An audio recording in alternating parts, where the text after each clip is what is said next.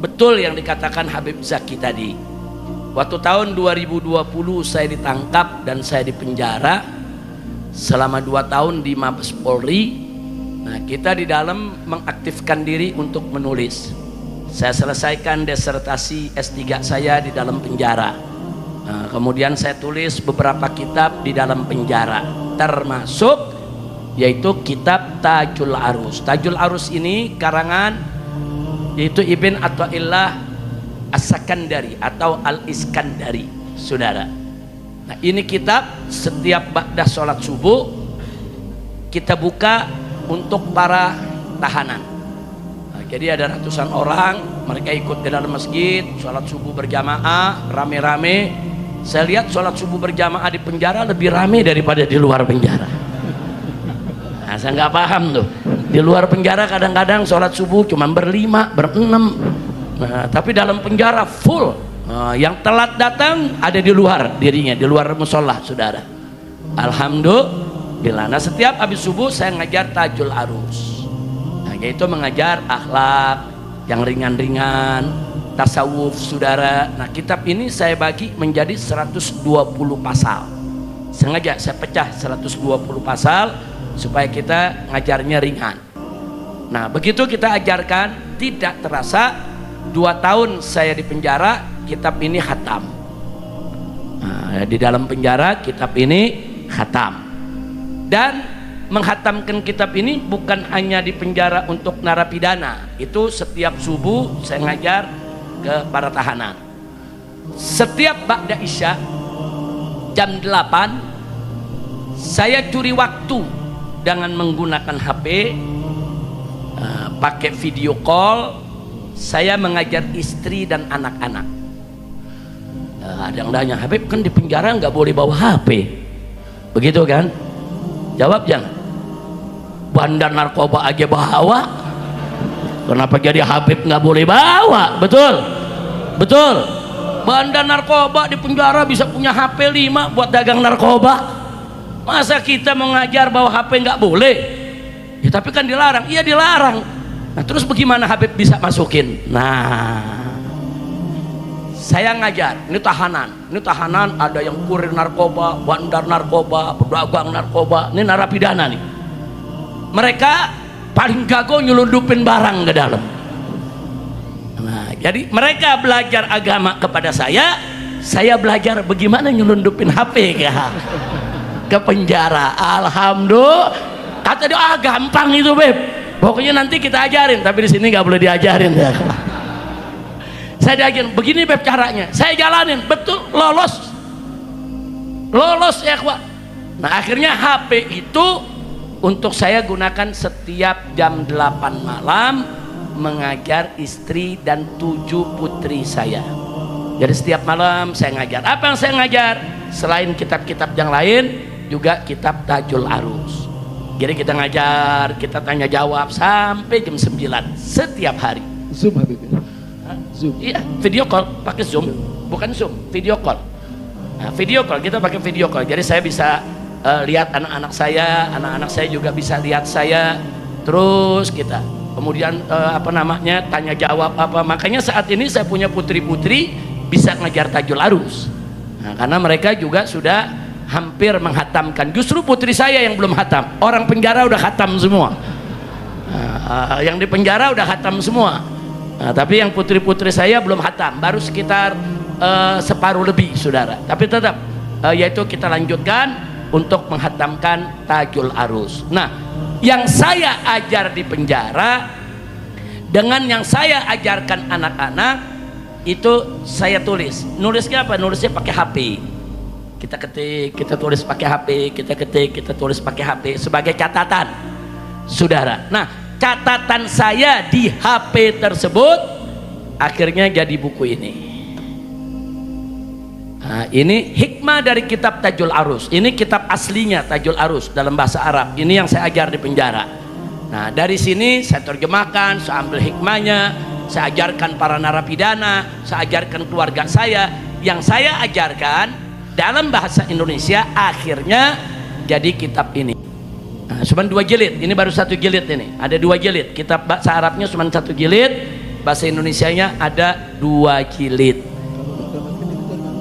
Lebih boleh nanti kita siapkan dari Markas Syariat, insya Allah. Untuk saat ini belum siap, baru ada beberapa saja. Nah, insya Allah nanti ini bisa kita siapkan. Nah, inilah bagaimana lahirnya kitab ini, yaitu dari dalam penjara sehingga mereka bisa mengambil hikmah. Saya di penjara nggak sendiri, ada saya punya menantu Habib Hanif ikut nemenin 1 tahun. Menantu saya ikut di penjara, 1 kamar dengan saya 2 tahun, dia 1 tahun. Ada juga Kiai Haji Ahmad Sobri Lubis yang sekarang jadi ketua umum Persada 212, dulu ketua umum FPI. Nah, itu juga menemani saya dalam penjara. Nah, kita bagi-bagi tugas. Jadi kalau sore itu Habib Hanif yang ngajar fikih, ngajar berbagai macam ilmu. Kemudian kalau siang Kiai Sobri mengajar. Kiai Sobri itu bagus qiraahnya, bagus hafalannya, dan bagus ngajinya, tilawahnya, tajwidnya. Beliau mengajarkan Al-Quran. Sampai di dalam penjara itu ngajar dari nol, dari alif ba mereka nggak bisa baca.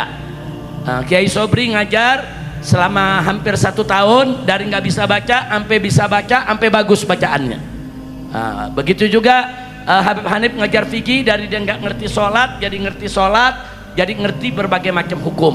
Bahkan menariknya di bulan Ramadan, kalau di luar itu kan ada acara khataman ya, kalau udah tanggal 20 ke atas, khataman Quran. Nah, kita di sana kita terapkan setiap hari narapidana itu kita bagi-bagi, ente baca setengah juz, ente setengah juz, ente setengah juz, ente setengah juz. 60 orang aja kan khatam setiap hari. Nah, setiap hari mereka baca setengah juz, tapi lain-lain tuh kita baca, kita jatahin. Sehingga setiap malam sholat tarawihnya khutmul Quran. Yang pimpin Habib Hanif setiap malam, karena tiap pagi kita ngehatamin, dan ini narapidana begitu diajak ngaji, mereka tobat, ibadahnya lebih getol dari kita. Kadang-kadang kita sendiri malu, kita belum sampai dia udah sampai ya, kita belum bangun dia udah bangun. Jadi di setiap hari jam 3 pagi mereka bangun, mereka tahajud, mereka baca Quran, mereka tunggu sholat subuh ya ikhwan. Nah, jadi sekali lagi saudara, dakwah itu di mana saja bisa kita lakukan. Jadi kalau kita betul-betul dakwah, nanti begitu di penjara enggak terasa di penjara kok. Setiap hari kita ada kegiatan, pagi ngajar, siang ngajar, sore ngajar, malam ngajar ya ikhwan. Apa bedanya dengan di luar? Sama, cuman bedanya di luar yang ngedengerinnya orang nggak di penjara. Di dalam juga ada manusia yang namanya narapidana, mereka yang dengerin pengajian, bahkan yang dengerin di dalam lebih fokus karena tiap hari didakwahkan. Nah, saya sendiri di sana juga buka kursus khutbah Jumat. Nah, kenapa kita buka? Saya lihat ini di penjara ini, kalau khotibnya datang sholat Jumat, khotib nggak datang nggak ada sholat Jumat.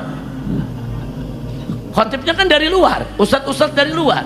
Satu saat khotib nggak datang, yang nggak sholat Jumat. Nah, itu banyak terjadi di penjara-penjara karena mereka mengandalkan khotib dari luar. Nah, makanya saya buka, ayo siapa yang mau belajar khutbah, ada 40 yang daftar. Nah, 40 orang ini kita didik bagaimana cara khutbah, apa rukun khutbah, satu persatu kita suruh hafalkan. Nah, kemudian kita ajarkan mereka bagaimana ambil materinya. Nah, itu kita didik sampai 2 bulan. Nah, dari 40 itu 20 lulus, nilainya bagus, prakteknya langsung jadi khotib di penjara. Nah, jadi saya Habib Hanif sama Kiai Sobri yang nilai, bagaimana nih khotibnya, ini udah bagus. Bahkan langsung juga jadi imam. Nah, yang 20 lulus kita berikan sertifikat kalau dia lulus jadi khotib Jumat ya ikhwan. Nah, kemudian mereka dipindah. Ini kan Mabes Polri cuma tampungan penahanan dulu sementara. Ada yang dipindah ke Cipinang, ada yang dipindah ke Salemba, ada yang dipindah ke Nusa Kambangan, ada yang dipindah ke tempat-tempat lainnya penjara. Begitu dipindah, bermodalkan sertifikat tadi, mereka rata-rata jadi khotib Jumat di tempat penjara barunya. Nah, jadi penting sekali, penting kita ada di mana saja dakwah, yang bisa kita dakwah, sehingga penjara bisa menjadi pesantren buat kita, bukan menjadi tempat penderitaan. Alhamdulillah. Jadi jelas ya, jadi jangan ada yang nanya lagi, kok Habib bisa bawa handphone. Saya pernah digeledah, saya punya kamar ada handphone. Ada laptop, nih gede begini kita bisa masukin. Nah, begitu digeledah, diambil oleh provos. Begitu diambil oleh provos, saya dipanggil ke provos untuk diperiksa, interogasi. Habib, betul ini laptop Habib? Betul. Ini handphone Habib? Betul. Ini siapa yang masukin? Saya. Kok Habib bisa masukin? Nah, begini Pak. Saya dibawakan ngajar Pak. Iya, murid-murid saya itu jago nyelundup semua Pak. Oh begitu Habib. Cara nyelundupnya bagaimana? Oh itu rahasia. Nah, itu rahasia Pak. Tapi betul Habib yang masuk. Saya yang masukin. Bener Habib nggak kerjasama dengan petugas karena provos itu meriksa. Ini petugas mana yang memasukkan? Kalau kena petugasnya bisa kena hukuman. Enggak, saya bilang saya nggak minta bantuan petugas. Mau ngapain minta bantuan petugas? Gunting kuku atu aja nggak dikasih sama petugas. Tapi kok bisa masuk Beb? Oh itu cara saya Pak.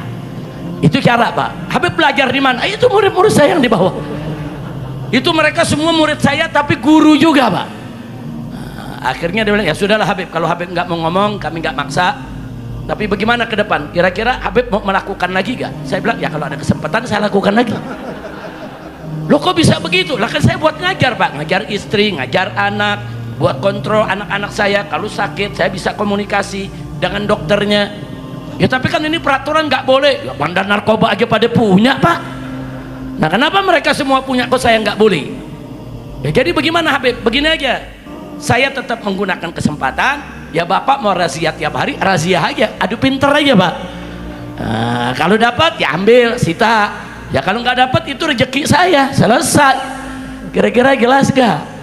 Nah, ternyata sampai saya keluar dari penjara, ini laptop nih saudara, ntar keluar, ntar ada laptop baru masuk, ntar HP keluar, ada lagi HP baru masuk. Nah kemudian mau coba disadap, karena kan nyadapnya gampang. Di atas gedung itu bagian cyber. Nih Habib ini nelpon apa aja. Seminggu sekali saya ganti nomor. Seminggu sekali saya ganti nomor. Nomor yang lama saya hancurin, ganti nomor baru. Nomor lama saya hancurin, ganti yang baru. Jadi nggak bisa disadap-sadap saudara. Alhamdulillah. Bukan itu aja, HP-nya kita tukar. Karena HP kalau udah kena, emailnya kena, tetap bisa disadap walaupun nomornya berbeda. Nah, kita tukar. Kita keluarin yang lama, masuk yang baru, keluarin lagi yang lama, masuk yang baru. 2 tahun saya kerjakan itu, alhamdulillah. Laptop bisa saya gunakan untuk menulis kitab, handphone juga bisa saya tulis buat catatan-catatan yang akhirnya juga jadi kitab, dan dakwah saya keluar tetap berjalan.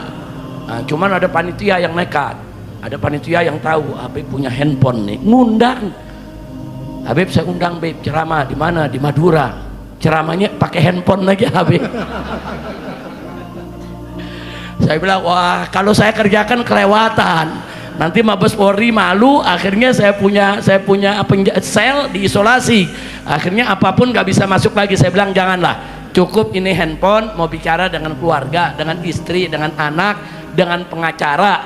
Bukan untuk hal lain. Makanya saya punya sel pernah digerebek lagi gara-gara mahasiswa demo yang judulnya DN.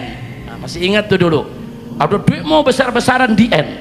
Ini Kapolri curiga, ini jangan-jangan komandannya di bawah nih, ini jangan-jangan yang di bawah nih yang nyuruh ini. Coba periksa, digeledah semua, handphone diambil, nggak terbukti, nggak ada handphone saya isinya demo ke sana, demo kemari, kumpulkan orang, nggak ada. Yang dia lihat diperiksa, saya punya WA, hai istriku sayang, apa kabar, bagaimana anak-anak, begitu-begitu aja saudara. Nah, tapi akhirnya setelah itu mereka jarang untuk merazia karena mereka tahu tidak kita gunakan untuk hal yang tidak.